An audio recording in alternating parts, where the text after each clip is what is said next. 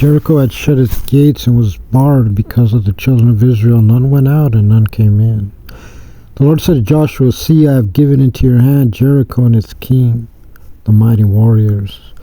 You shall circle the city, all the men of war, go round about the city once. Thus shall you do 6 days, and 7 priests shall bear 7 trumpets of ram's horns before the ark. And on the 7th day you shall encircle the city 7 times, and the priests shall blow with the trumpets. It shall be that when they make a loud blast with the ram's horn, when you hear the sound of the trumpet, all the people shall shout a great shout, and the wall of the city shall fall down in its place, and the people shall go up, every man opposite him." Joshua the son of Nun called the priests and said to them, "Take up the ark of the covenant. Let 7 priests bear 7 trumpets of ram's horns before the ark of the Lord." He said to the people, "Pass on and encircle the city, and let the armed ones pass before the ark of the Lord." And it was when Joshua spoke to the people, and the 7 priests bearing the 7 trumpets of ram's horns passed on before the ark of the Lord and blew with the trumpets, and the ark of the covenant of the Lord followed them. And the armed men went before the priests and blew the trumpets, and the rear guard came after the ark, the priests going on and blowing with the trumpets. And Joshua commanded the people, saying, "You shall not shout, nor let your voice be heard, neither shall any word proceed out of your mouth until the day I bid you shout, then you shall shout."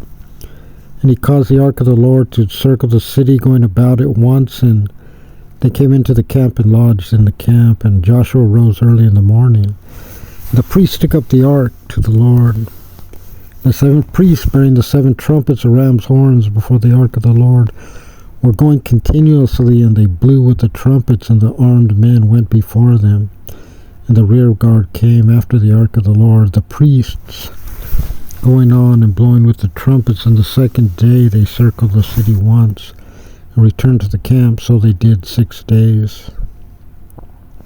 And it was on the 7th day that they rose early at the drawing of the day, and they circled the city after the same manner 7 times. Only on that day they circled the city 7 times. And it was at the 7th time the priests blew with the trumpets, and Joshua said to the people, "Shout, for the Lord has given you the city. The city shall be devoted, it and all that is in it, to the Lord only. Rahab the harlot shall live, she and all that is with her in the house, because she hid the messengers that we sent. And only you keep yourselves from the devoted thing, lest you make yourselves condemned when you take of the devoted thing and make the camp of Israel a ruin and trouble it. And all the silver and gold and vessels of copper and iron are consecrated to the Lord. They shall come into the treasury of the Lord." And the people shouted, and the priests blew with the trumpets. And it was when the people heard the sound of the trumpet that the people shouted with a great shout, and the wall fell down in its place. The people went up into the city, every man opposite him, and they took the city. They completely destroyed all that was in the city, both man and woman, young and old, and ox and sheep and ass, with the edge of the sword. To the 2 men who had spied out the country, Joshua said, "Go into the harlot's house and bring out from there the woman and all that she has, as you swore to her." And the young men who were spies went in and brought out Rahab and her father and her mother and her brothers and all that she had. And they brought out all her families and placed them outside the camp of Israel. They burnt the city with fire and all that was in it, only the silver and the gold and the vessels of copper and iron they put into the treasury of the house of the Lord.